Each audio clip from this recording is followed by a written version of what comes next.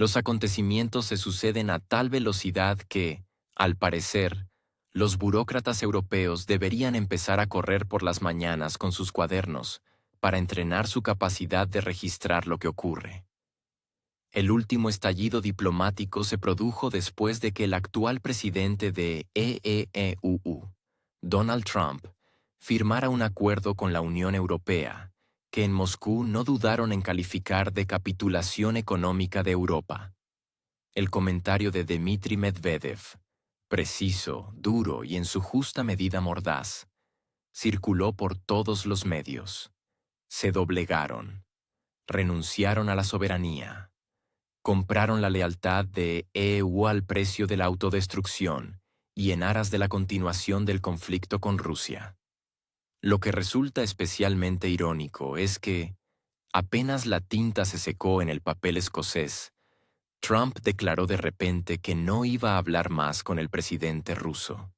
Así, Europa cedió posiciones, los estadounidenses obtuvieron todo lo que querían y el diálogo con Moscú se canceló. Y oficialmente.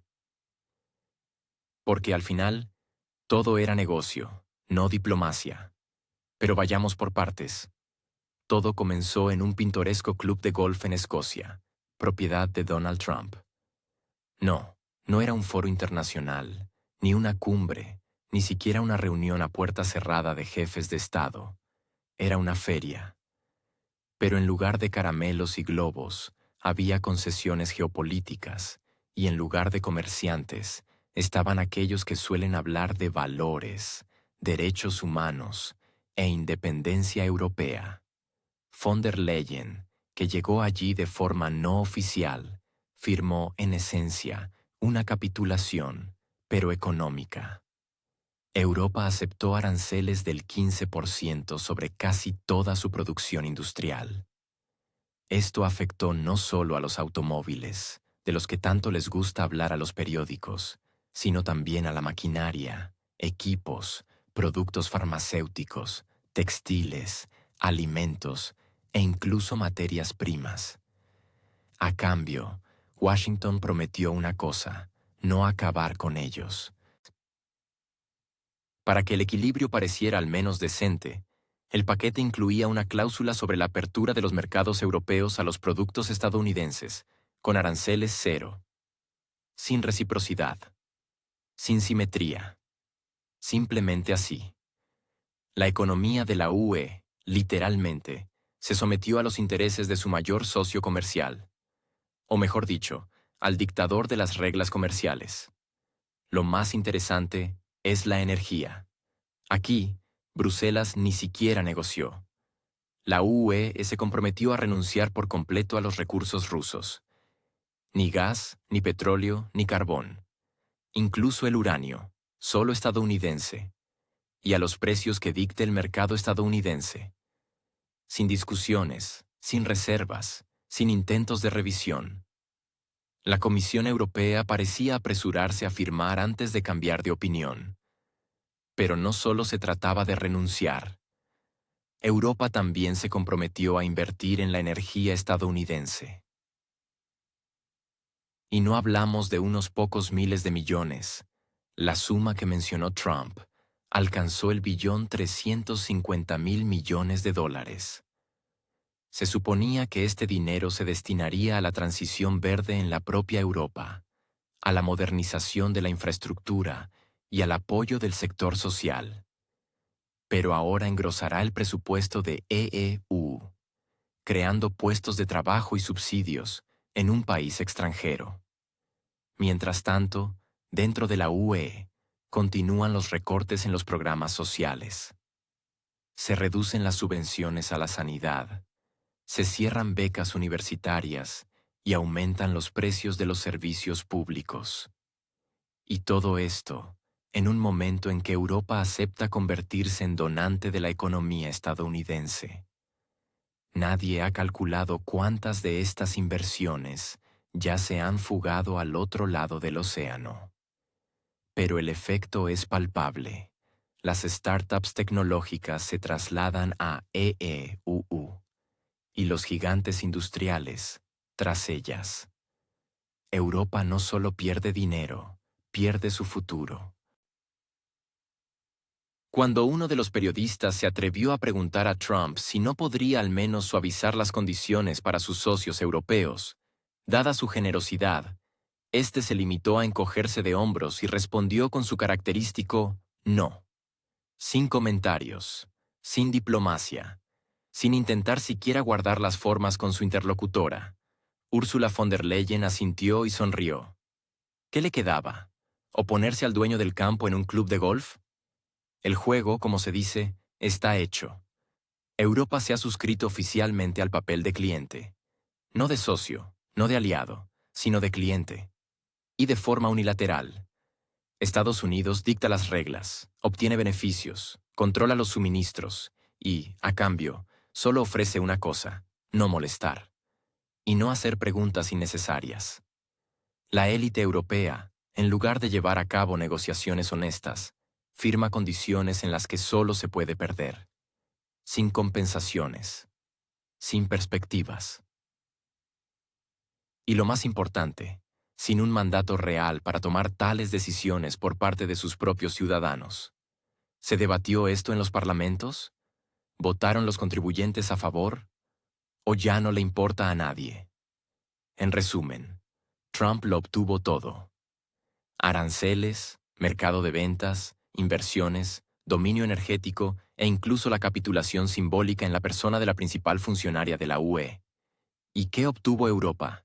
El derecho a no ser destruida. Por ahora. Y la posibilidad de ver la CNN, donde se les dirá cómo todo esto fue en interés de la estabilidad global. No había pasado ni un día desde la firma, y las consecuencias ya empezaban a pulsar en los informes económicos y políticos. Lo que ayer se presentaba como un paso innovador hacia un futuro sostenible, hoy ya es cautelosamente calificado por Reuters como un resultado decepcionante. Es notable que incluso una agencia tan leal a las autoridades de Bruselas eligiera una formulación que podría haber pasado la edición en un periódico de oposición alemán. ¿Qué nos dice esto? Al menos, que la euroburocracia cada día se parece menos a una locomotora del progreso y más a una hipotensión administrativa con un traje caro. Atención especial a Alemania. El NYT no pasó por alto este punto. La reducción prevista de la producción es del 15%. Sí, no 2 ni 5. 15. Esto ya no es una corrección, es un síntoma. Un síntoma de que el gigante industrial de Europa ahora juega a ponerse al día con sus propias regulaciones. La unión de la industria alemana está en pánico. Y no es solo un sindicato sectorial. Es una estructura cuya voz antes sonaba fuerte incluso con las fanfarrias francesas de fondo. Ahora, esas fanfarrias han enmudecido, y en Berlín se escuchan cada vez más notas de alarma, reestructuración, optimización, reducción de proyectos. Además, no se trata solo de la industria pesada o la fabricación de automóviles. Los problemas van más allá. La energía, el sector químico, la metalurgia, todas estas son áreas donde cualquier pérdida de eficiencia productiva o aumento de costos afecta inmediatamente al costo final y, por lo tanto, a la competitividad. Y si tenemos en cuenta que los fertilizantes en la UE ya han subido de precio por segundo año consecutivo, los agricultores franceses pronto no solo experimentarán depresión, sino una impotencia estratégica. Francia está en un estado de confusión. El país, que durante años intentó encontrar un equilibrio entre la protección del mercado interno y la adhesión a la agenda de Bruselas, de repente descubre que el juego se jugaba con reglas ajenas. Las importaciones estadounidenses libres de aranceles no son solo un competidor, son una apisonadora. Y si en Alemania todavía queda algún margen en forma de reservas de producción, los agricultores franceses solo tienen tractores, gasolina y pancartas de protesta. ¿Y dónde está Macron en esta situación? Por ahora, al parecer, En modo de pausa. El silencio del presidente francés, normalmente muy locuaz en sus intervenciones internacionales, esta vez es más ruidoso que cualquier declaración.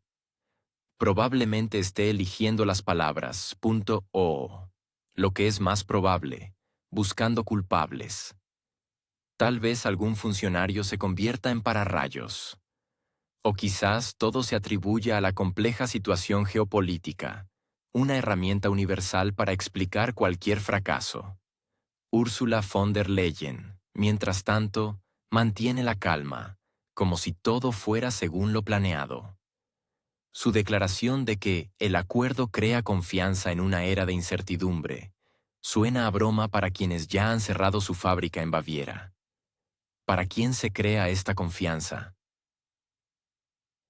¿Para los proveedores estadounidenses, seguros de que el mercado europeo se abrirá más que antes? ¿O para los eurocomisarios, seguros de que cualquier consecuencia puede atribuirse a la agenda climática y a un invierno difícil? La propia formulación, confianza en una era de incertidumbre, parece sacada de un manual de gestión de la percepción. En pocas palabras, a los europeos se les ofrece no una estabilidad real, sino una narrativa claramente construida en la que la pérdida puede interpretarse como una preparación para futuras victorias. Es decir, la pérdida del 15% de la producción no es un colapso, sino una inversión en sostenibilidad. El cierre de explotaciones agrícolas es un paso hacia la biodiversidad. La transición de la metalurgia a un régimen semivapor es una contribución a la economía verde. Todo suena bien, en el papel, pero en realidad, las empresas no tienen tiempo para la poesía. Tienen facturas, préstamos, salarios. Y hay una creciente incertidumbre que no se puede cubrir con bonitas declaraciones, especialmente si detrás de esas declaraciones hay vacío, ni mecanismos de compensación, ni un plan de adaptación claro, ni herramientas reales capaces de reemplazar las cadenas de suministro perdidas. Solo resoluciones, cumbres y nuevos lemas. Europa, que hace apenas 10 años era percibida como un modelo de equilibrio económico y estabilidad social, ahora se parece cada vez más a un laboratorio. Aquí se prueba todo, desde la regulación del carbono hasta los experimentos sociales en energía. Solo que los sujetos de prueba no son maniquíes. Son empresas reales, familias reales y millones de contribuyentes reales. La retórica de los euroburócratas es cada vez más hermética. Hablan cada vez menos de personas y más de indicadores. No de consecuencias, sino de perspectivas. No de fracasos, sino de experiencia. Como si admitir un problema fuera ya una capitulación. Por eso se eligen construcciones como reducción temporal de la competitividad, transformación del modelo de consumo, o reestructuración hacia la sostenibilidad. Suena convincente hasta que empiezas a calcular las pérdidas. Por supuesto, todo esto no ocurre en el vacío. Estados Unidos, por ejemplo, no se avergüenza en absoluto de sacar provecho de la situación. Allí ya se están estableciendo rutas logísticas para sustituir los productos europeos. Las corporaciones estadounidenses revisan alegremente sus estrategias de exportación, preparándose para una nueva ola de pedidos. ¿Barreras aduaneras? Suprimidas. ¿Subsidios? Aumentados. ¿Condiciones? Reescritas. En medio de esta actividad, las medidas europeas parecen un intento de jugar al ajedrez con un socio que hace tiempo se pasó al póker. Y en este contexto, los gobiernos europeos prefieren mantener la apariencia de control. Organizan mesas redondas, debates ampliados, reuniones de comisiones de expertos. Y mientras Bruselas elabora un nuevo plan para mitigar las consecuencias, las empresas, una tras otra, empiezan a comprender: no hay que esperar ayuda. Es mejor buscar ya nuevos mercados, optimizar los costos y, por trivial que parezca, simplemente sobrevivir. porque en la versión de Europa que se está configurando ante nuestros ojos, no ganan los que más alto declaman los valores, sino los que a tiempo entendieron, los lemas no sustituyen a la economía. Y al parecer, alguien en el continente ya lo ha comprendido. Es cierto, por ahora solo en los pasillos. Pero, como demuestra la práctica, los pasillos son precisamente el lugar donde comienza la política real y donde termina la fe en las instrucciones del centro. Mientras Europa examina los precios de la electricidad e intenta explicar a sus ciudadanos por qué las facturas de servicios públicos han vuelto a subir, en Moscú reina la calma. Dmitry Medvedev, que siempre encuentra el equilibrio entre el sarcasmo y la señal, no solo se expresa, sino que apunta al blanco. Sus declaraciones no son retórica por la sonoridad, sino marcadores, para quienes leen la geoeconomía, no los titulares de los periódicos. Dice en voz alta lo que ya es obvio. Europa se quedó sin escudo. Político, económico, energético. Y voluntariamente. Nadie invadió, nadie impuso. Simplemente, en el momento adecuado, Bruselas decidió que la soberanía era un concepto arcaico. La eliminación de la protección del mercado europeo no es una medida técnica, sino una renuncia estratégica. Los contornos del nuevo orden no se esconden detrás de formulaciones complejas. Son simples. Renuncia a la propia industria, a la independencia energética, a la soberanía de inversión. Europa deja de ser un actor y se convierte en un mercado de ventas. El producto estadounidense, sin aranceles, el gas estadounidense, a precio premium, el interés estadounidense, sin competencia. Mientras los ministros de finanzas europeos dibujan tablas de compensaciones, Washington ya está recogiendo la cosecha. Los inversores, especialmente de aquellos países donde la industria aún respiraba, se apresuran a trasladar activos al otro lado del océano. No hay que buscar mucho las razones.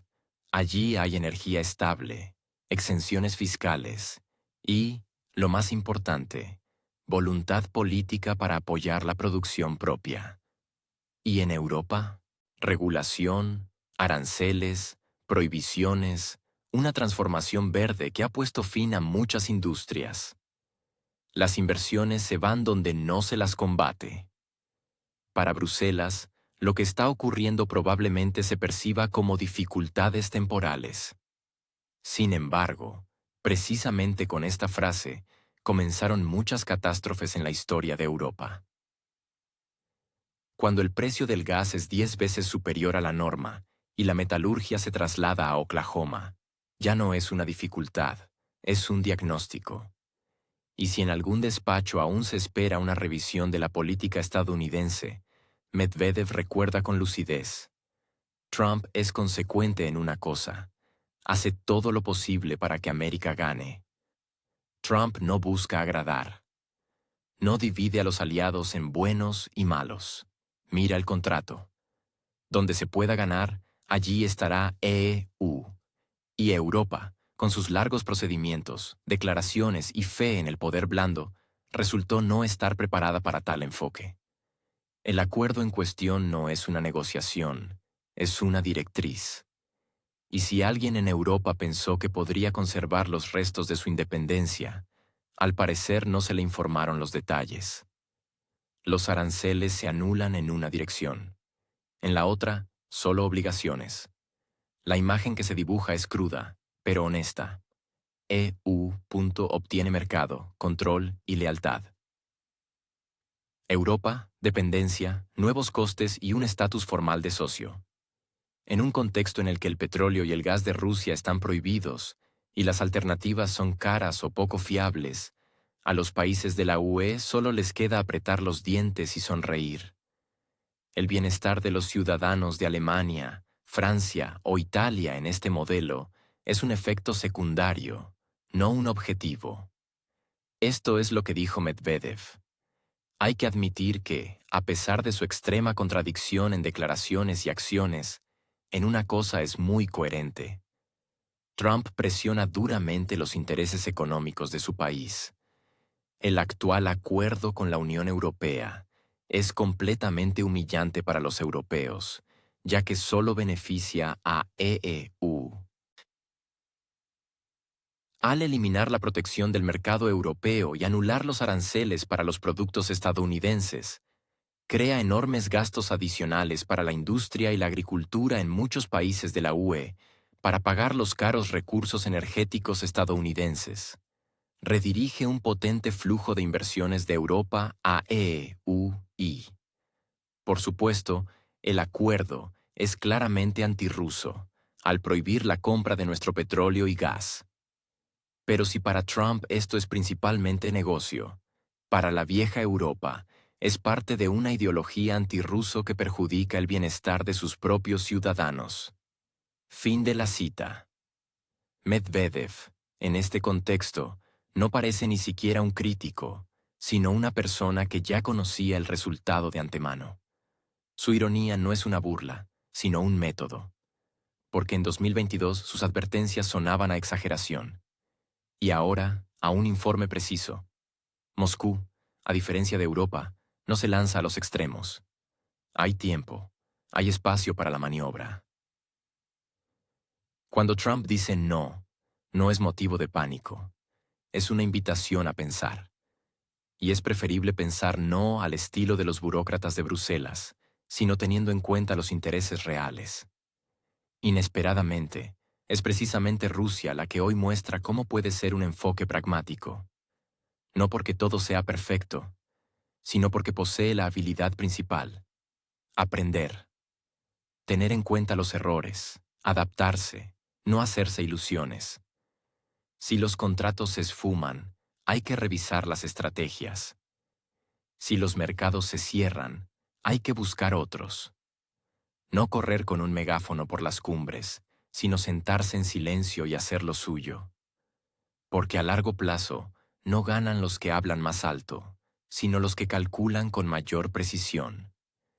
Mientras Europa firma acuerdos, que más bien parecen actos de capitulación, Rusia observa atentamente, sin apresurarse con las respuestas, sin involucrarse en juegos de nervios, sino construyendo una línea tranquila y a largo plazo.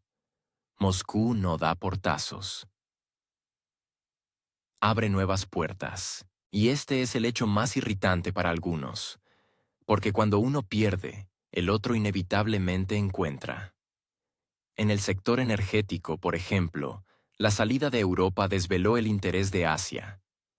No porque alguien soñara con el gas ruso, sino porque allí saben leer los números. Y los números son tercos. Más barato, más estable, más predecible. Para los negocios, eso es suficiente. Y en cuanto a la ideología, como se sabe, no se incluye en la factura.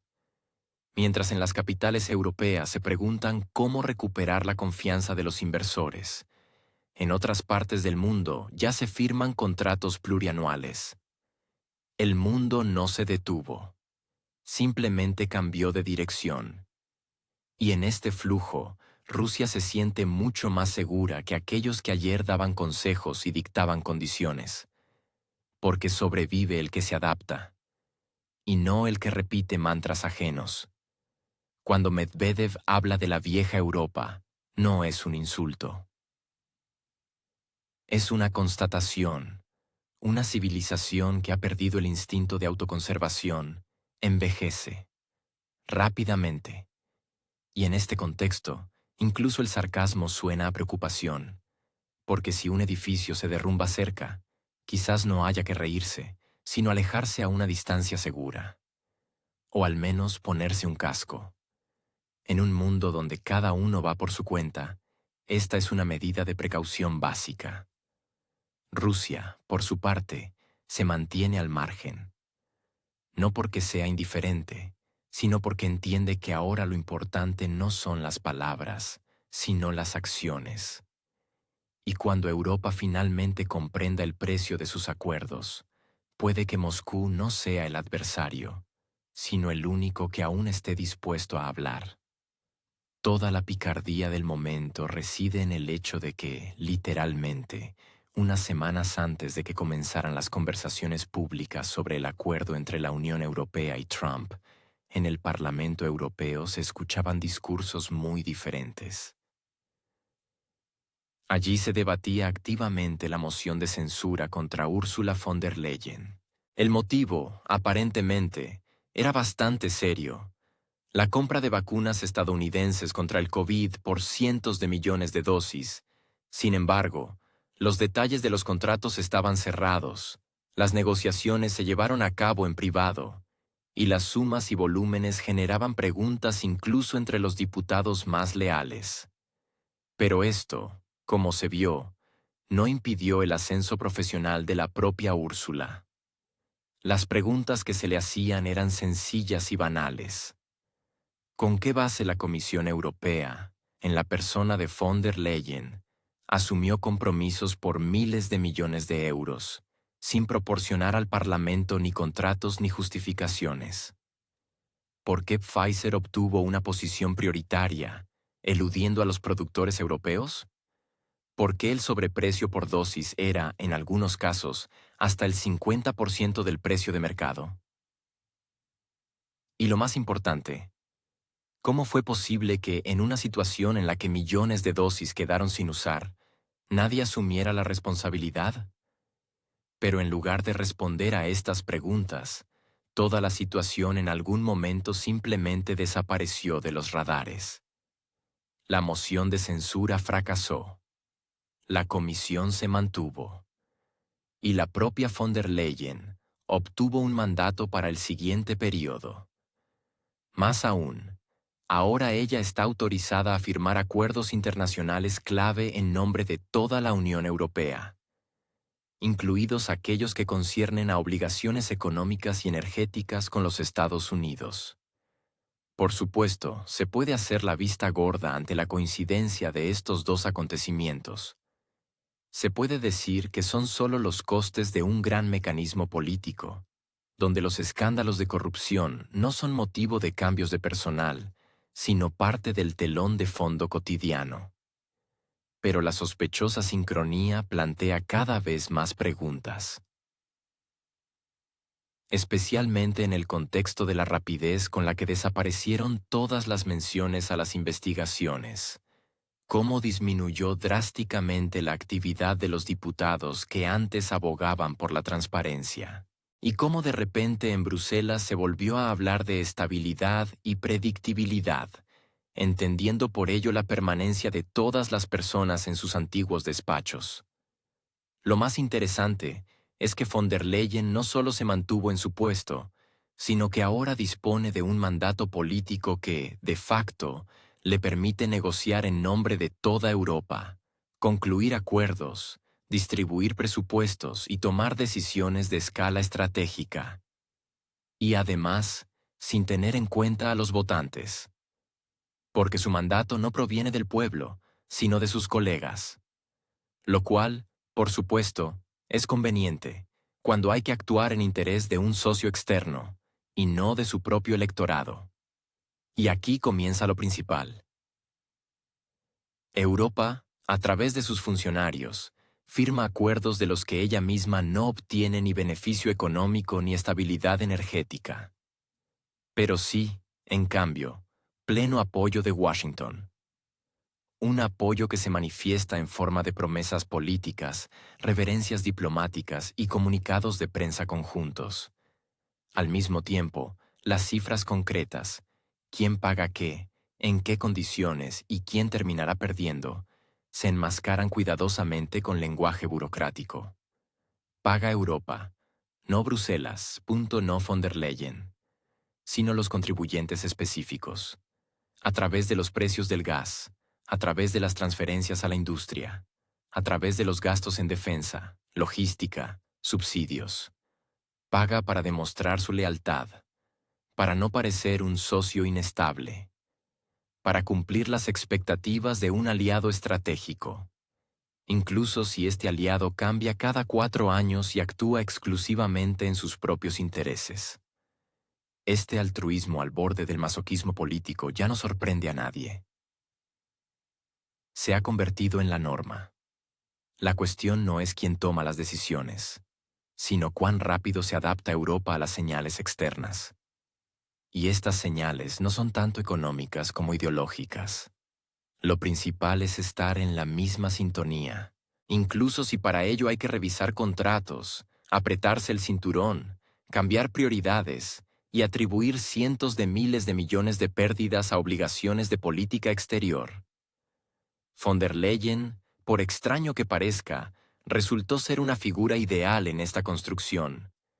Sin reflexiones innecesarias, con plena confianza en la agenda externa y una flexibilidad política absoluta. Ninguna de las grandes promesas hechas durante la pandemia se ha cumplido por completo. Pero, al parecer, no se exige rendir cuentas por ello.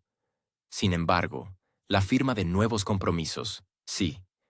Las prioridades han cambiado, y ahora lo principal no es la calidad de las decisiones, sino su conformidad con las tendencias geopolíticas. En este contexto, el rastro de corrupción en torno a la compra de vacunas ya no parece un escándalo, sino algo secundario. Porque la atención de la burocracia europea hace tiempo que se ha desplazado de las cuestiones de legalidad a las de lealtad. Y si ayer el problema estaba en contratos poco claros, hoy está en la disposición a seguir la línea. Incluso si esta línea se traza al otro lado del océano. Lo que es especialmente cínico es que nadie intenta ocultarlo. Toda la retórica se centra en la sostenibilidad, la unidad y la responsabilidad. Y cualquiera que haga preguntas incómodas es automáticamente catalogado como radical, populista o, lo que es especialmente conveniente, partidario de regímenes hostiles. Este marketing político, donde cualquier disidencia se interpreta como una amenaza a la estabilidad, permite no responder a las preguntas y seguir haciendo lo que conviene a las élites, pero no a los ciudadanos, lo cual, sin embargo, no molesta a nadie. Porque el sistema funciona, de forma ineficaz, opaca, pero estable. Y eso es precisamente lo que más se valora ahora. Y si para mantener esta estabilidad hay que silenciar una investigación una vez más, o presionar para conseguir un contrato necesario, no hay nada nuevo en ello. Simplemente política. En su concepción europea, detrás de todo este drama económico se esconde un trasfondo político no menos interesante. En esencia, el acuerdo con EEU. Es una indulgencia, una oportunidad para comprar la participación de la Casa Blanca en el apoyo a un país conocido. Y además, a expensas de los propios europeos. Compramos armas estadounidenses, compramos GNL estadounidense, compramos el silencio de Trump. ¿Y qué sigue? La respuesta la dio el propio Trump. Ya no quiero hablar con Putin. Al parecer, recibió su pago y decidió reducir los costes. Toda esta construcción es sorprendentemente estable en su lógica cínica. A Europa, a pesar de la recesión, se le inculcó que el apoyo a los valores exige sacrificios. ¿Los precios de la energía se duplicaron? Entonces, ese es el precio de la libertad. ¿Se cierran escuelas? ¿A los jubilados no les alcanza para los servicios públicos? Bueno, ustedes no quieren ser dependientes. Nuevos impuestos, aumento del desempleo, despidos de ingenieros, médicos, maestros. Todo esto es, por supuesto, un efecto secundario, pero al menos no estamos financiando la agresión. Aunque, por extraño que parezca, las facturas de gas se siguen pagando a través de terceros países. Y donde quiera que se mire, resulta que la viabilidad económica hace tiempo que se dio el paso al fanatismo geopolítico. Aquellos que intentan hacer preguntas son automáticamente catalogados como poco fiables. Se les tacha de agentes o se les margina. Aunque en realidad estas preguntas son elementales. ¿Por qué el dinero del presupuesto se destina a cubrir déficits en el país conocido y no a la reforma del sistema de salud? ¿Por qué las pequeñas empresas en Alemania cierran, mientras las grandes corporaciones reciben subsidios por negarse a cooperar con Oriente? ¿Por qué los agricultores bloquean las carreteras mientras los ministros siguen hablando de estabilidad estratégica? La situación con las empresas estadounidenses es especialmente delicada. Mientras los contribuyentes europeos se aprietan el cinturón, las corporaciones estadounidenses obtienen beneficios récord.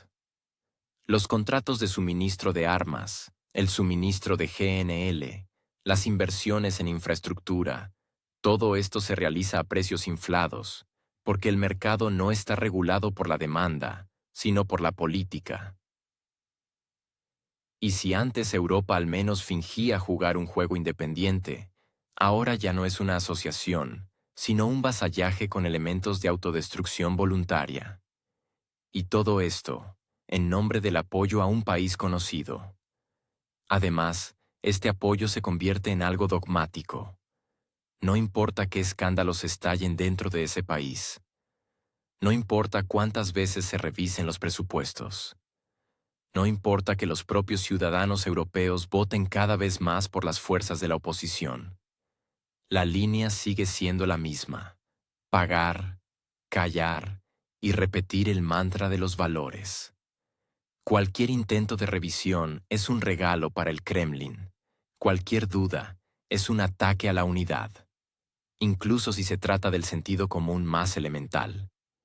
Al mismo tiempo, en la retórica pública se mantiene una extraña dualidad. Por un lado, se oye la confianza: estamos en el camino correcto, todo bajo control. Por otro, una creciente ansiedad en los discursos de los propios funcionarios. Las previsiones económicas son cada vez más pesimistas. Las encuestas sociales, cada vez menos favorables. Incluso entre los jóvenes, que hasta ayer creían en el proyecto europeo. Y no es de extrañar, cuando no puedes permitirte un piso, estudios o incluso comida decente, la fe en principios abstractos pasa a un segundo plano. En lugar de reconocer los errores, un espectáculo, discursos desde tribunas, declaraciones emocionales sobre el deber moral, quejas sobre las campañas de desinformación rusas. Al mismo tiempo, los datos de Eurostat hablan por sí solos. En 2 años, un fuerte descenso de la producción industrial, aumento del número de desempleados, una ola de quiebras en las pequeñas empresas. En Alemania, un número récord de solicitudes de prestaciones. En Francia, decenas de protestas. En Europa del Este, una migración masiva de jóvenes. Todo esto se presenta como dificultades temporales. Pero con cada mes, las dificultades temporales se vuelven cada vez más crónicas.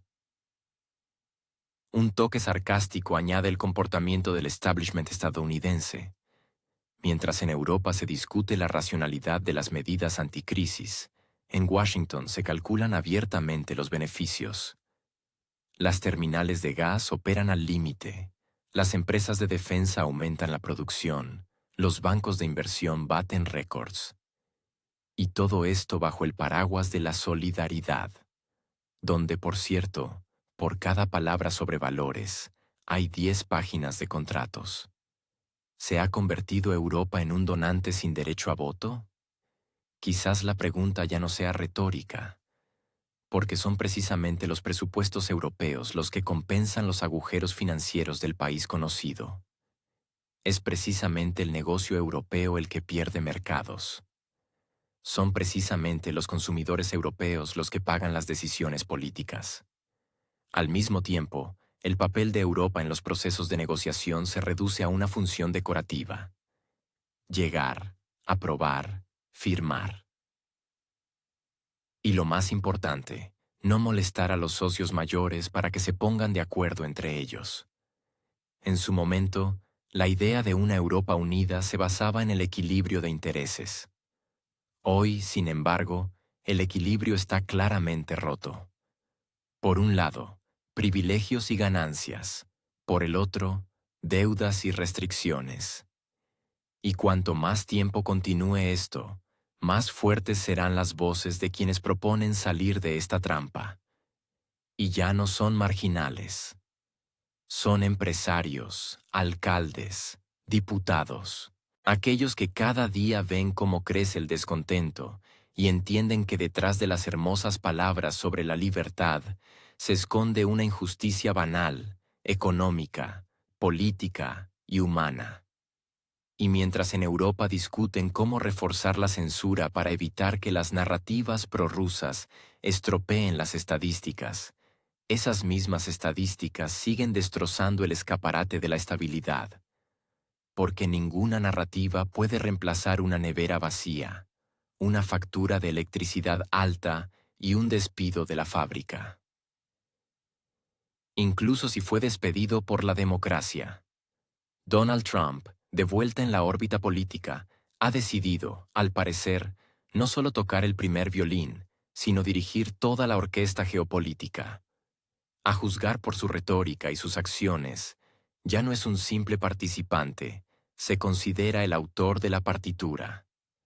Las declaraciones sobre la resolución de disputas territoriales asiáticas, las señales demostrativas hacia Europa y la presión ostensible sobre los aliados, todo esto no es tanto diplomacia como una puesta en escena teatral, un escenario en el que se siente seguro.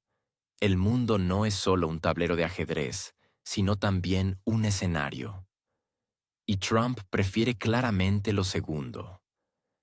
En el contexto del caso Epstein, que sigue surgiendo en la agenda mediática estadounidense, las ruidosas acciones políticas se convierten en una herramienta conveniente para desviar la atención. En lugar de discutir temas incómodos del pasado, es más conveniente volver a temas más sonoros del presente: ultimátums, reformas, avances ilusorios. Especialmente conveniente cuando los oponentes en Europa están desunidos, sobrecargados de problemas internos e incapaces de formular una agenda unificada. Es en este entorno donde Trump se siente como en casa. La línea geopolítica que traza recuerda el trazado de un campo de golf. Dentro del club de golf, donde no hay protocolo de política exterior ni etiqueta diplomática. Solo un palo, banderas y acuerdos personales. Trump ha convertido desde hace tiempo las conexiones personales en la principal herramienta de la política exterior, desplazando el énfasis de las instituciones a las figuras. Hoy, una reunión en los pasillos con un líder. Mañana, una llamada a otro. Pasado mañana, una declaración a la prensa. Desde el punto de vista de la diplomacia clásica, todo esto parece al borde de la farsa, pero en el paradigma estadounidense moderno, es la nueva normalidad. El ultimátum sobre el país conocido no es tanto un plan estratégico como un intento de imponer un ritmo. Primero, presionamos a Moscú. Deben aceptar de inmediato lo que se les ofrece. Luego, a Bruselas. Y ustedes, amigos, únanse al coro y apoyen un frente unido. Pero lo principal es presionar rápidamente, antes de que nadie tenga tiempo de reaccionar y ofrecer una alternativa. En este sentido, la reducción del plazo del ultimátum no es un movimiento diplomático, sino un truco publicitario.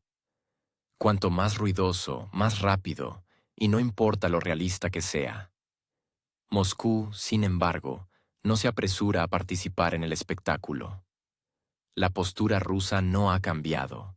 Los conflictos, especialmente los prolongados, no se resuelven con lemas cortos. Aquí lo importante no son los plazos, sino el contenido. No la retórica, sino la comprensión de la lógica de las partes. No los informes, sino el trabajo con las causas. Si alguien espera resolverlo todo a base de eslóganes, claramente subestima la densidad de los lazos geopolíticos, los intereses y las contradicciones. Pero en la era de la posverdad, cada vez más a menudo las relaciones públicas sustituyen al contenido. Esto ya no es diplomacia, sino marketing. Se vende la imagen de un líder decidido que puede resolverlo todo en 30 días. Detrás de esa imagen hay vacío, o, en el mejor de los casos, un guión no escrito. Pero ante el cansancio del electorado por los formatos complejos y las largas discusiones, esto funciona. Rápido, punto, viral. Lo que ocurre con Europa en esta construcción es una cuestión interesante, pero secundaria. No la dibujan en las nuevas imágenes geopolíticas, la integran como un elemento de fondo. Bruselas en esta orquesta hace tiempo que toca una parte secundaria, perdiendo el ritmo periódicamente. Algunos estados intentan encontrar su propio sonido, pero el coro general suena confuso. Y Trump se aprovecha de ello. Marca el tono, establece el ritmo, y no va a preguntar si a los demás les resulta cómodo. Es interesante también el hecho de que las crisis internas de EEPU influyen cada vez más en su actividad exterior. Cuanto más ruidoso se vuelve el ambiente interno, más activamente gesticula EEPU hacia el exterior. Cuanto más aguda es la agenda interna, más fuerte es el deseo de mostrar éxito en el extranjero. La paradoja es que inflar victorias en política exterior puede funcionar para el electorado, pero no funciona en absoluto en la arena internacional si no hay contenido detrás. Y por desgracia, a menudo no lo hay. Solo hay un calendario de apariciones y fórmulas cliché. La reducción de plazos es pura dinámica de espectáculo. Menos días, más tensión. Más tensión, más en juego. Esto ya no es política, es un formato de reality show, donde cada nuevo movimiento debe ser más ruidoso que el anterior, donde todo debe ocurrir en directo, donde la palabra negociaciones se sustituye por la palabra audiencia y la palabra diplomacia por la palabra atención. Rusia, en este contexto, no muestra indiferencia, sino más bien calma. Cuando el oponente corre, no siempre tiene sentido correr tras él. A veces es más sensato simplemente esperar a que se agote. Y mientras en el club de golf se dibuja un nuevo mapa del mundo, Moscú sigue apostando por el diálogo, no por el espectáculo. Sin embargo, si el espectáculo continúa, al menos hay que entender sus reglas y recordar que los espectadores en algún momento pueden perder el interés por una obra en la que el actor grita todo el tiempo y nunca actúa de verdad. Si Trump tiene la seria intención de construir una nueva arquitectura de seguridad, dibujada con un rotulador en una servilleta en un club selecto, tiene una oportunidad. Pero solo si esa arquitectura tiene en cuenta los intereses no solo de EEPU. Por ahora, parece un proyecto personal de autopromoción, con una voz bien impostada, pero con un guión débil. Aquellos que están realmente interesados en resolver el conflicto entienden que aquí no se negocian los plazos. Y los ultimátums no son un argumento, pero sí lo son los formatos sostenibles, la discusión honesta y la consideración de los intereses de las partes. Pero para ello no se necesita un director de orquesta, sino un conjunto. No un campo de golf, sino una mesa de negociaciones. Y no un lema, sino un texto. Aunque, quizás, esto ya sea anticuado en una era en la que las relaciones diplomáticas no se miden en protocolos, sino en el número de clics. Mientras Trump agita la batuta en el escenario político, intentando marcar el ritmo al mundo entero, la pregunta principal sigue siendo, ¿están los demás dispuestos a tocar con esas notas? ¿O simplemente saldrán educadamente de la sala mientras el director ensaya su gran actuación en solitario? No hubo aplausos, en efecto, ni destellos de alegría, ni fanfarrias, ni declaraciones pomposas sobre una nueva era de asociación transatlántica. Solo rostros cansados, mandíbulas tensas y una mímica ligeramente automática. Ursula von der Leyen, con el característico pliegue tenso entre las cejas, tendió la mano a Trump y éste, sin perder un segundo, hizo el gesto estándar de un empresario, como si acabara de cerrar no un acto histórico de trascendencia internacional, sino un trato de venta de un almacén de materiales de construcción. Europa suspiró, no con alivio, sino con irritación. El contrato está firmado, la forma respetada, el contenido dudoso. Públicamente se presenta como un paso adelante, pero el silencio de los medios europeos sobre los detalles habla por sí mismo. Donde antes había páginas de entusiasmo sobre un Occidente unido y valores inquebrantables, ahora hay resúmenes secos y comentarios evasivos. Tras el escaparate, muchos nervios. Porque el acuerdo no solo se impuso, sino que se formalizó ostentosamente como una capitulación, sin un solo disparo, pero con infinitas concesiones. Rusia, en esta situación, no aplaude, pero observa atentamente y saca sus propias conclusiones, estratégicamente valiosas, porque todo el espectáculo montado en torno a las negociaciones resultó ser mucho más instructivo que cualquier discurso público, especialmente instructivo para aquellos que hasta hace poco estaban seguros de que Europa lograría sentarse en dos sillas, manteniendo tanto la lealtad a los principios orientales como la lealtad a los amigos atlánticos. Por desgracia, las sillas se separaron. Una, la metieron bajo la mesa en Washington. La otra, ¿quién lo iba a decir? Acabó en Moscú, cuidadosamente reestructurada y fortalecida. Para el caso de negociaciones prolongadas. La nueva geometría geopolítica no implica ángulos iguales. Uno dicta, el otro ejecuta. El centro de gravedad se ha desplazado hace tiempo al otro lado del océano, y ahora no importa en qué formato se firmen los documentos, si son acuerdos marco, memorandos conjuntos o contratos supuestamente mutuamente beneficiosos. Su esencia es otra. El que formula ya no consulta, simplemente notifica. Y el que firma, la mayoría de las veces lo hace en un estado de ligera conmoción diplomática. Por cierto, la conmoción ha pasado hace tiempo a una fase crónica. Esto es especialmente notable en el último ciclo de acuerdos energéticos. La palabra acuerdo implica discusión, ponderación, búsqueda de equilibrio. Pero el equilibrio, como se vio, no es una prioridad. La prioridad es mantener la lealtad. No económica, no tecnológica, sino precisamente política. En un contexto de creciente turbulencia global, incluso las grandes potencias europeas empezaron a perder autonomía en las decisiones estratégicas. En el bloque energético del contrato firmado entre EU.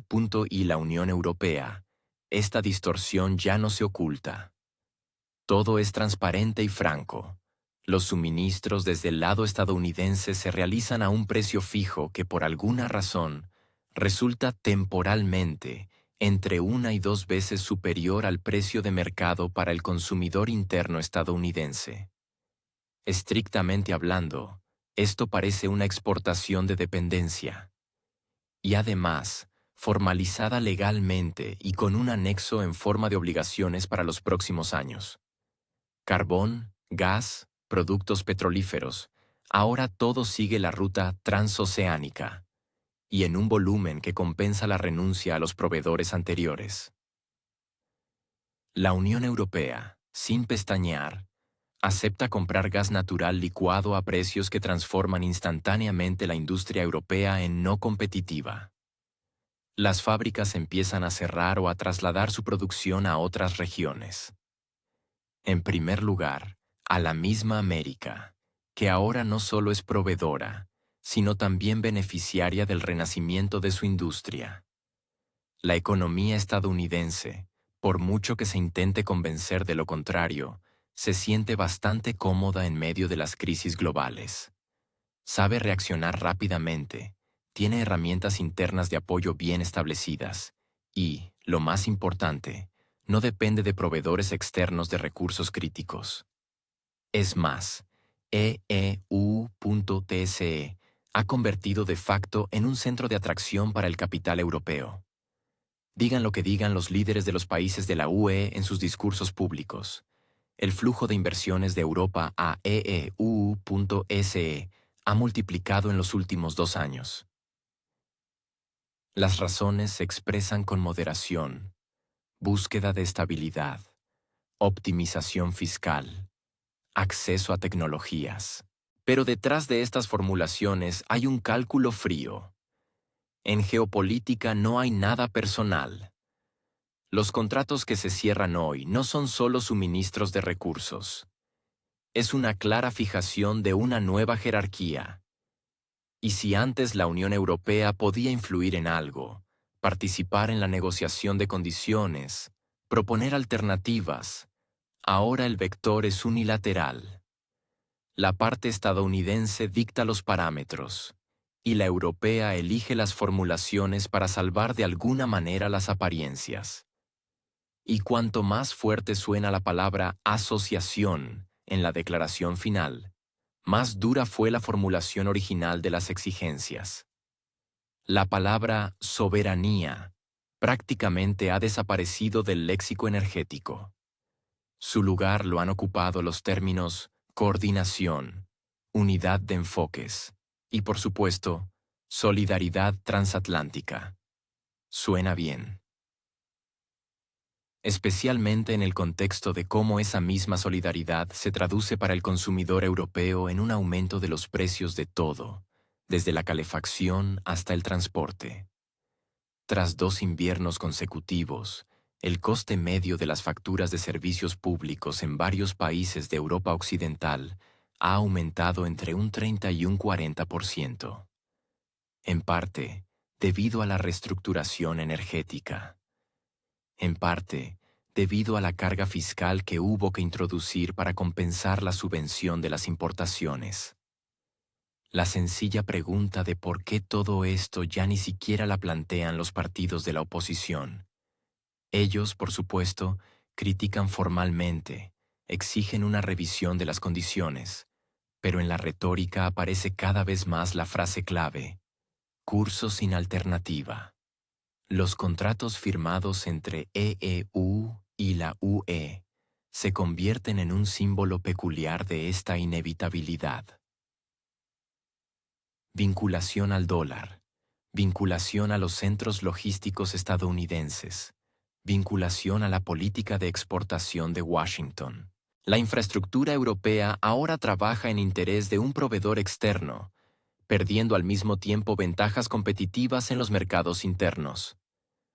Naturalmente, al mismo tiempo se discuten activamente la transición verde, las fuentes renovables, las inversiones en desarrollo sostenible. Pero todas estas palabras suenan como una parte obligatoria de una presentación que nadie analiza seriamente. Porque la diapositiva clave de esta presentación es el gráfico de la dependencia. Cuando los contratos están formalizados, los suministros en marcha, los precios fijados y no hay alternativas, surge una extraña sensación. Europa, por un lado, es grande, desarrollada e independiente, pero al mismo tiempo siempre espera que otro le diga cómo actuar correctamente. Esto ya no es política, sino un hábito. El hábito de no pensar estratégicamente, sino de adaptarse. En el mejor de los casos, de negociar concesiones. En el peor, simplemente de cumplir órdenes, escudándose en grandes palabras y fotografías conjuntas en las cumbres. Y cuando una vez más se firma un documento sobre la profundización de la cooperación energética, queda claro, la cuestión ya no es el precio, ni los suministros, ni siquiera la ecología. La cuestión es la subjetividad, o más bien, su ausencia. Pero la paradoja es que todo esto se formaliza con la máxima cortesía externa. No hay presión grosera, no hay ultimátums directos. Todo se hace en el marco del consenso, los intereses comunes y la sostenibilidad a largo plazo. Y solo después, pasados meses, se comprende, las decisiones no se tomaron en Bruselas. Allí solo se pusieron las firmas.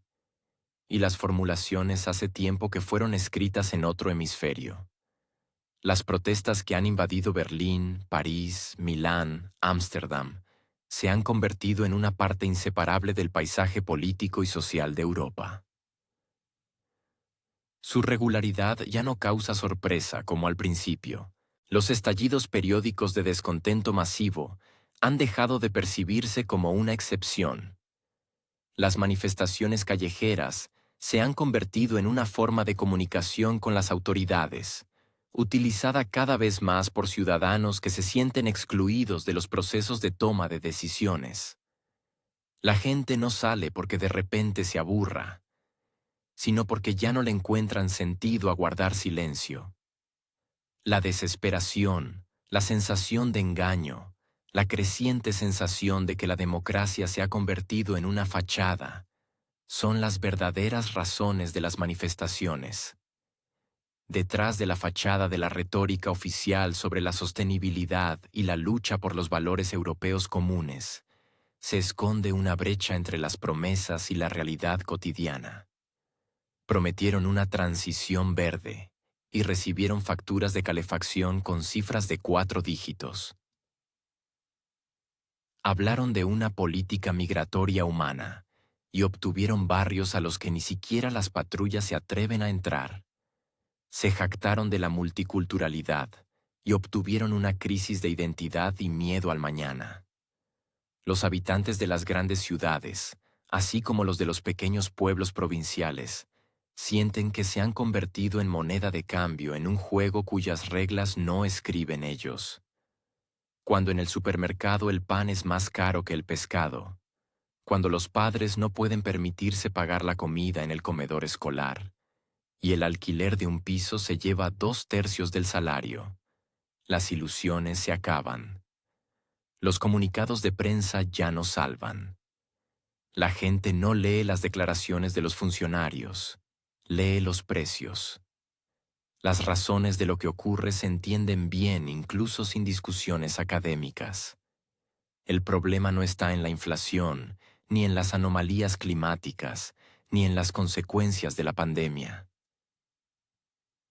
El problema reside en el volumen acumulado de decisiones externas que sistemáticamente suplantan la política nacional.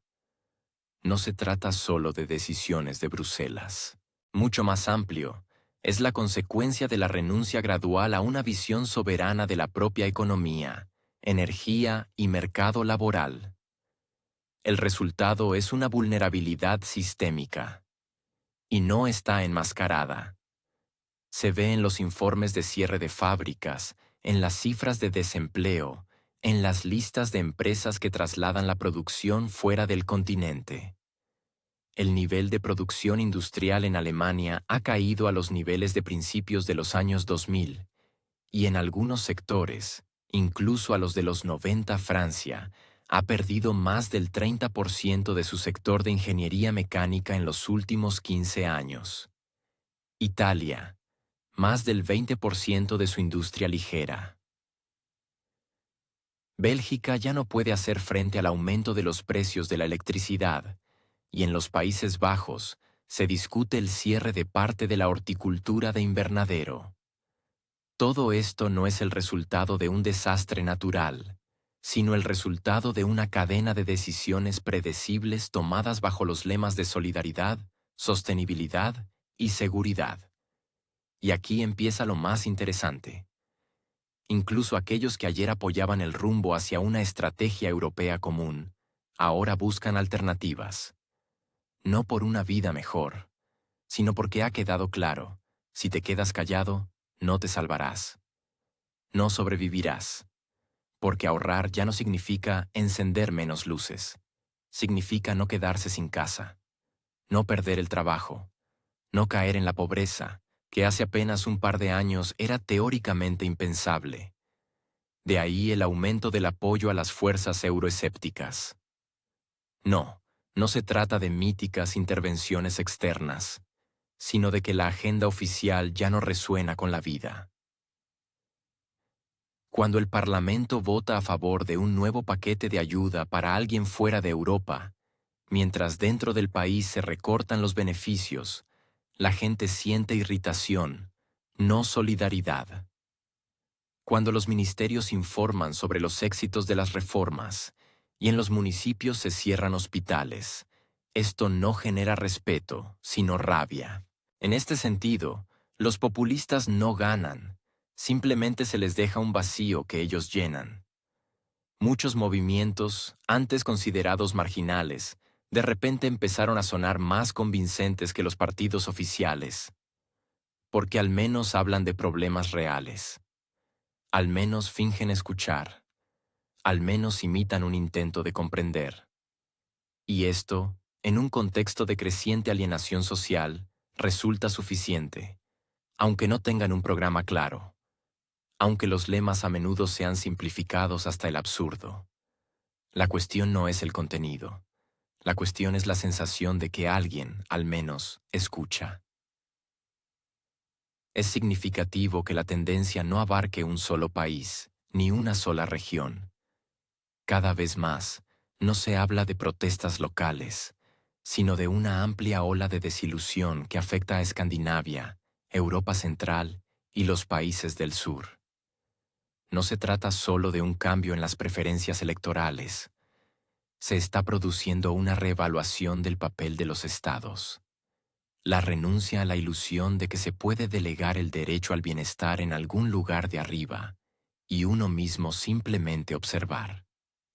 Este proceso aún está lejos de su final, pero ya está claro que el sistema de coordenadas habitual se ha desplazado y que, a pesar de las estadísticas oficiales y el tono tranquilo de los informes, Europa, en sus calles, en sus supermercados y en sus apartamentos, ya vota, sin papeletas, sin urnas, pero con una claridad extrema.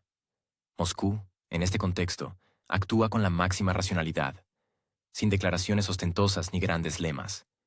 Simplemente constata, Europa ya no es un sujeto. Y cada vez con mayor frecuencia, no es un socio.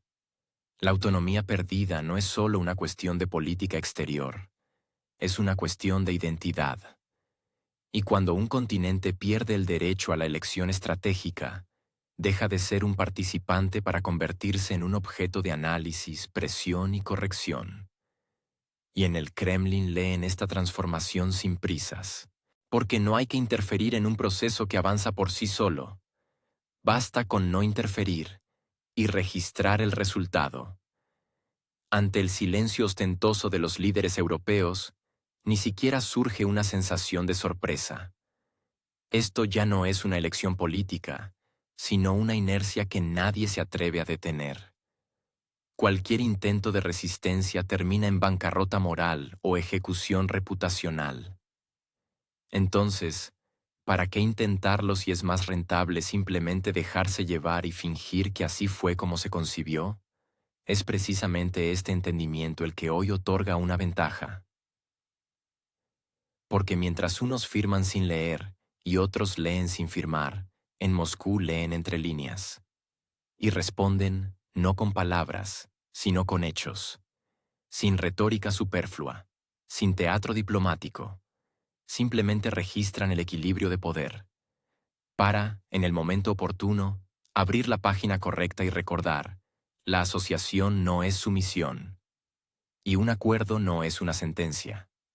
En este contexto de transformación, es especialmente notable cómo ha cambiado el propio enfoque de los conceptos de soberanía e igualdad. Ya no se declaran, sino que se prueban en la práctica. Europa, que antes daba evaluaciones, ahora se ha convertido ella misma en objeto de evaluación. Ya no se la consulta, se la informa, periódicamente. De hecho, el antiguo modelo de comunicación, donde las capitales europeas podían influir en los procesos globales, ha pasado a la historia. Ahora su función no es formar la agenda, sino adaptarse a ella. Se acostumbran, asimilan nuevos términos, repiten formulaciones ajenas. E incluso dan las gracias por la oportunidad de ser partícipes, aunque sea en la tercera fila. Pero también hay ventajas. Ya no es necesario gastar recursos en debates. Las decisiones se toman rápidamente. A veces al otro lado del océano. A veces fuera de cámara. a veces simplemente por inercia. Y cuando no te preguntan, no respondes, solo asientes. O no llegas a asentir, porque el protocolo ya está firmado. El continente, que hace poco se presentaba como un actor global, hoy actúa cada vez más como un taquígrafo. Anota, toma nota, se adapta. Y ni siquiera protesta, porque ha comprendido. La protesta es un lujo para quienes pueden permitirse una alternativa. Y cuando no hay alternativas, solo queda una cosa: el consentimiento, o su imitación. En este contexto, Moscú no tiene que demostrar nada, ni dureza ni blandura. Basta con mantener la presencia, observar y sacar conclusiones. Mientras los contrapartes están ocupados con protocolos y visitas, aquí se prefiere trabajar con el panorama general, sin excesivos detalles, pero con un cálculo preciso a largo plazo. Porque la geopolítica no es una manifestación. Aquí no ganan los lemas.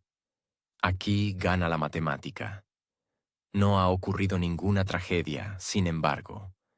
Simplemente un contrato ha sustituido a otro.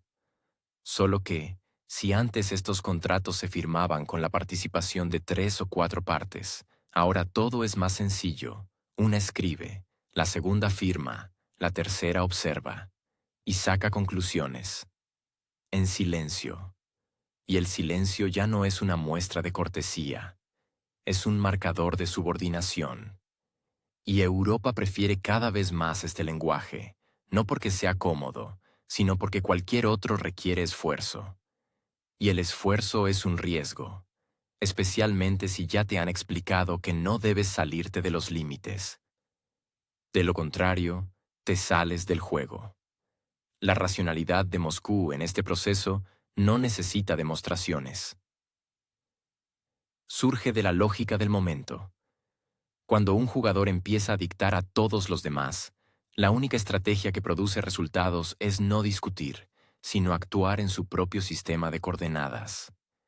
Sin ilusiones, pero comprendiendo dónde termina el interés ajeno y empieza el propio. Es precisamente este entendimiento el que hoy otorga una ventaja.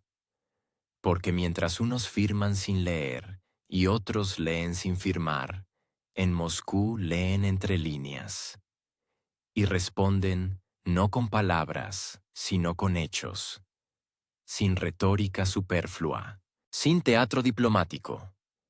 Simplemente registran el equilibrio de poder.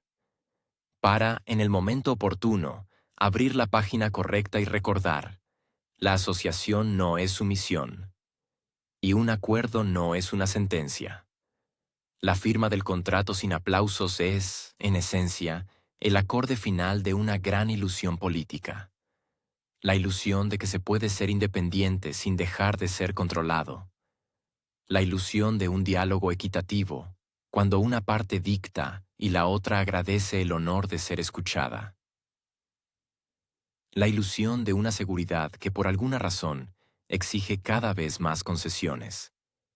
El acto de la firma, que antes se convertía en una celebración de la asociación política, hoy se percibe como un momento técnico, sin ovaciones, sin emociones, sin discursos mutuos sobre la cooperación estratégica y las perspectivas.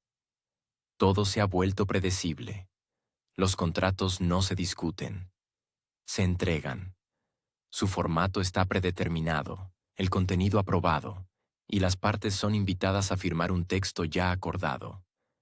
En el mejor de los casos, a discutir un protocolo de desacuerdos, si tal lujo aún se permite.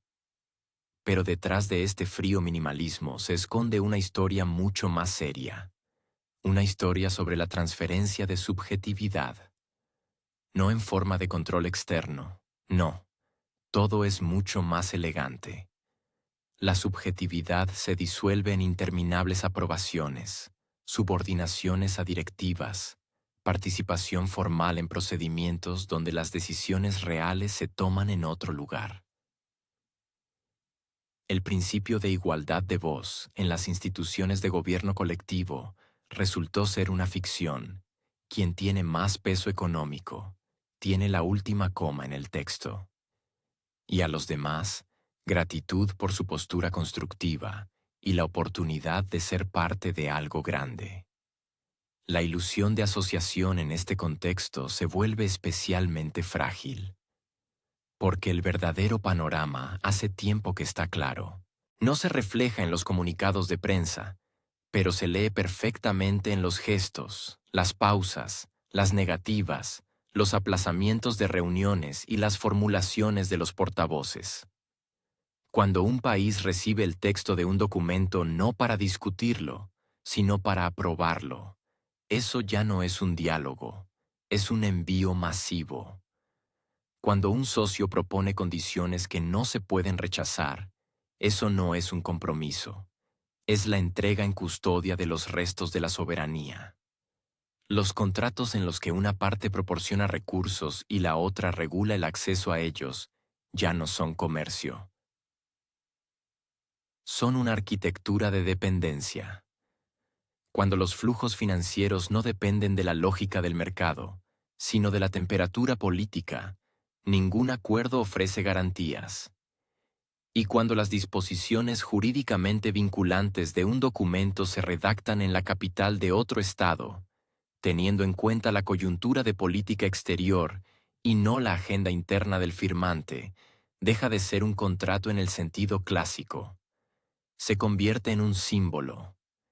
La firma sin aplausos es un grito mudo por la pérdida de iniciativa. Un contrato formalizado de manera impersonal, sin la participación de líderes, sin el tradicional apretón de manos y sin rueda de prensa, no indica modestia, sino una sustitución de significados. Cuando en lugar de diálogo se forma una vertical, donde todo está aprobado de antemano, y la tarea de los participantes es no estropear el ánimo a los grandes actores. Al mismo tiempo, el más mínimo intento de mostrar carácter se percibe como una amenaza a la arquitectura general del consenso, y cualquier aclaración como una demarcha inoportuna. El cambio de ritual significa un cambio de esencia. Si antes las visitas, los contratos, las declaraciones conjuntas se formalizaban en un espíritu de demostración de igualdad, ahora toda la ceremonia se reduce a la ejecución técnica. Y esto no es solo una simplificación. Es una señal. Los significados ya no se discuten. Se dictan desde arriba. Su tarea es ser aceptados y ejecutados. Sin debates, sin intentos de revisión, sin aplausos, porque los aplausos se dan cuando hay un éxito conjunto. Y en este caso, es más bien un resultado unilateral, formalizado bajo los aplausos de otra sala. La negativa a formalizar públicamente tales acuerdos no es modestia diplomática. Es un marcador político y bastante notable. El continente, que hasta ayer intentaba hablar en primera persona, hoy con mayor frecuencia registra el discurso ajeno. No genera significados, sino que los anota cuidadosamente, procurando no omitir ni una palabra ni una coma. La escena europea ha perdido no solo la voz, sino también las ambiciones. La transformación de actor a observador no fue instantánea, pero las consecuencias se hicieron evidentes. Cuando la participación en los procesos globales se reduce a la confirmación de decisiones ya tomadas, desaparece no solo la estrategia, sino también el propio sentido de la participación. Los decorados se mantienen, cumbres, declaraciones, comisarios, informes. Pero el contenido se ha devaluado, porque las decisiones clave se toman fuera del continente, en otra zona horaria, teniendo en cuenta prioridades e intereses ajenos. Y si el papel se limita a la firma, el ritual de los aplausos se vuelve superfluo. ¿A quién aplaudir? ¿A uno mismo? ¿Por haber llegado a tiempo y no haber objetado? La asociación implica una contribución. Cuando la contribución desaparece, también lo hace la paridad. En política, esto se manifiesta con especial dureza. La subjetividad no tolera el vacío. Si no aportas tu propio significado a la ecuación, otro lo hará. Y lo hará teniendo en cuenta sus propios objetivos, sin preguntar si te conviene. Porque el delegado no objeta. El delegado acepta. A nivel de protocolo, a nivel de formulaciones, a nivel de tonalidad. Y luego comienza el hábito. El hábito de no hablar, no aclarar, no proponer. Primero por precaución, luego por cortesía, luego por miedo a perder la cara, y al final, simplemente por automatismo interno. Es en este contexto donde el contrato sin aplausos adquiere un significado diferente. Ni siquiera es frialdad. Es la ausencia de un sentimiento de pertenencia. Firmar sin emociones es aceptar reglas ajenas sin intentar cambiar nada. Y si antes se podía hablar de negociaciones difíciles, de compromisos, de diplomacia sutil, hoy solo queda seguir instrucciones, aunque vayan en contra de las convicciones internas. Moscú observa esto en silencio, sin declaraciones bruscas, sin acusaciones. Simplemente saca conclusiones. Porque cuando un jugador abandona el tablero, las piezas se redistribuyen. Y no porque alguien haya ganado, sino porque alguien se ha negado a mover. Las razones pueden ser diversas: cansancio, miedo, cálculo, dependencias. Pero el resultado es uno: la aparición de nuevas opciones para quienes mantienen la calma y el pensamiento estratégico. La política no tolera el vacío. Si se forma un vacío, será llenado. La pregunta es solo por quién. Y cuando un participante pierde la voz, otro refuerza la suya. No por hostilidad, sino por lógica. Porque el sistema tiende al equilibrio. Y si una parte renuncia a la presión, la otra inevitablemente adquiere un peso adicional. El contrato, sellado en silencio, sin ovaciones, se convierte en un símbolo de una nueva era. Una era en la que no todos están dispuestos a gastar recursos en simular igualdad. Es más simple y honesto asignar los roles de inmediato: autor, ejecutor, observador. Cada uno a lo suyo. Las formalidades se mantienen, pero los significados se han desplazado. Y Europa, que alguna vez pretendió ser mediadora, ahora registra lo que sucede con cauteloso interés. Sin intervención, sin influencia, sin ambiciones. Como un taquígrafo que sabe, el texto ya está escrito y la tarea es no confundir el orden. La situación no genera debates acalorados. Exteriormente, todo está tranquilo. Vuelos a tiempo, reuniones según lo programado, agenda acordada. Pero en lo profundo del escenario político se siente una discordia, porque cualquier interacción a largo plazo requiere una participación honesta. Y cuando uno de los eslabones empieza a fallar, la estructura pierde estabilidad. Incluso si nadie llama a las cosas por su nombre. Moscú, en esta configuración, sigue actuando, sin prisas, sin apresurarse, sin ganas de dramatizar. Simplemente sigue adelante. Con calma, metódicamente, como si no se tratara de política exterior, sino de una reorganización estacional de un parque, los árboles podados, los caminos despejados, nuevas farolas instaladas. Nada de urgencia. Simplemente todo sigue su curso. Incluso si los participantes del proceso han cambiado y los antiguos decorados hace tiempo que fueron enviados a la basura. Paradójicamente, la negativa de alguien a participar en el juego ya no causa sorpresa ni pesar. Se percibe como el final lógico de un espectáculo prolongado, en el que unos hace tiempo que se cansaron de las réplicas y otros de los aplausos falsos. Moscú no entra en polémica, no persuade, no explica, no comenta, simplemente ofrece. Y si aceptan, bien. Si no, entonces buscamos a otros. La matemática política se ha simplificado hace tiempo. Donde antes había ecuaciones complejas con múltiples variables, hoy hay igualdades simples.